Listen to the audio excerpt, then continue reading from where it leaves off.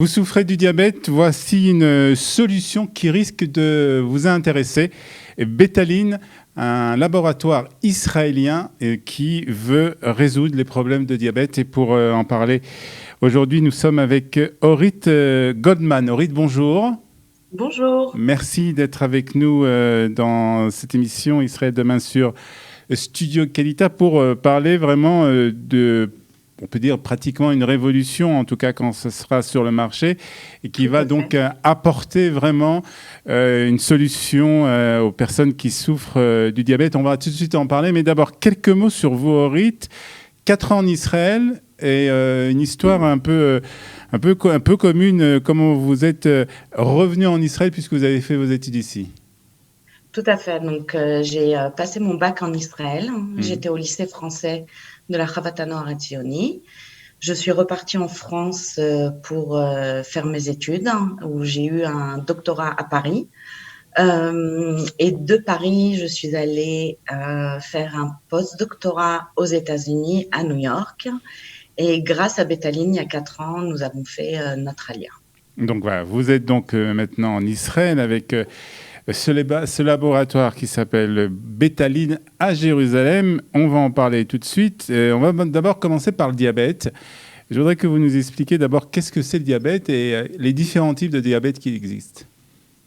Alors, le diabète est un trouble de l'assimilation, de l'utilisation et du stockage des sucres apportés par l'alimentation.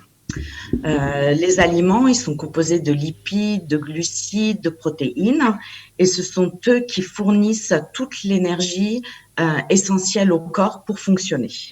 Lorsque l'on mange, le sucre va passer dans le sang et il va être transformé en glucose.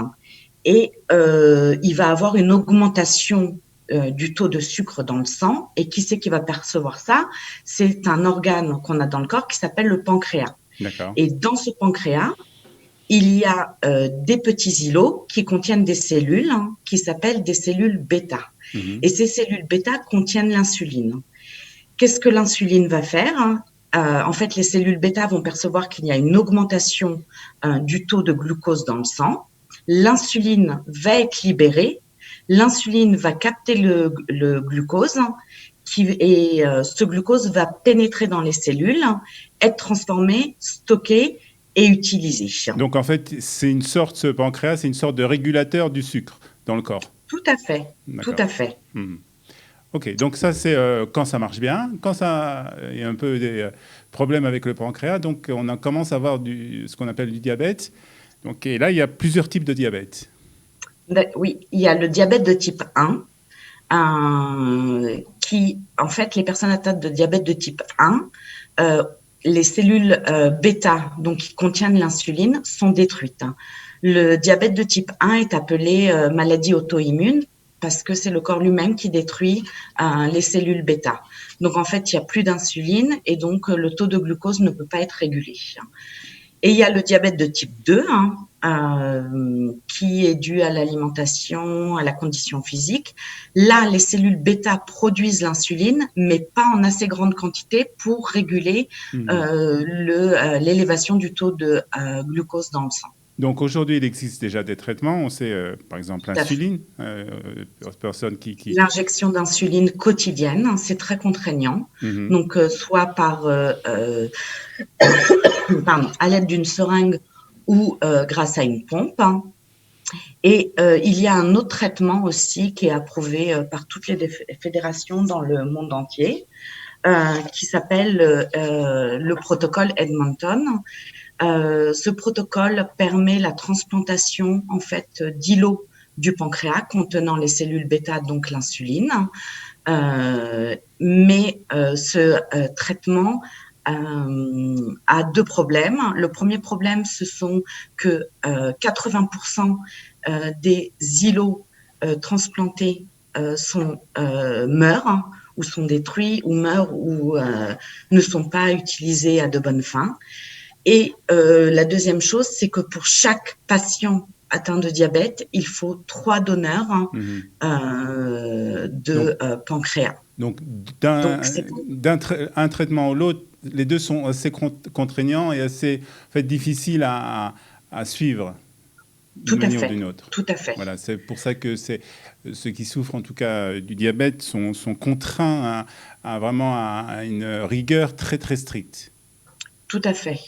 Tout à fait. C'est pour ça que c'est là où intervient Bétaline. Alors, Bétaline, justement, vous arrivez avec un nouveau concept. Alors, avant de peut-être de parler du concept, parlez-nous de Bétaline et qui se trouve à la tête, comment tout cela a commencé. Alors, Bétaline a été créé en 2016. Le concept qu'a développé Bétaline, en fait, a été développé à l'Université hébraïque de Jérusalem par le professeur Eduardo Mitrani. Suite à cette découverte, c'est suite à la création de Bétaline crée un mini pancréas. D'accord. Alors expliquez-nous quel est le concept, qu'est-ce que vient faire Bétaline?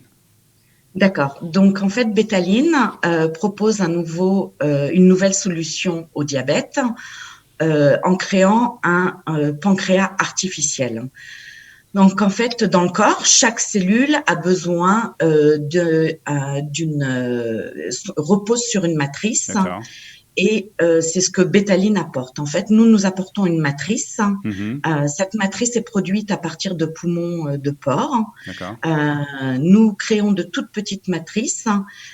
Dans cette matrice, il y a des cellules donc provenant du porc. Nous enlevons toutes ces cellules et nous remplaçons ces cellules par des îlots du pancréas provenant de donneurs. D'accord. Donc en fait, vous reconstituez un pancréas artificiel. Et comment vous l'injectez dans le corps? Alors, ce mini pancréas artificiel va être transplanté sous la peau.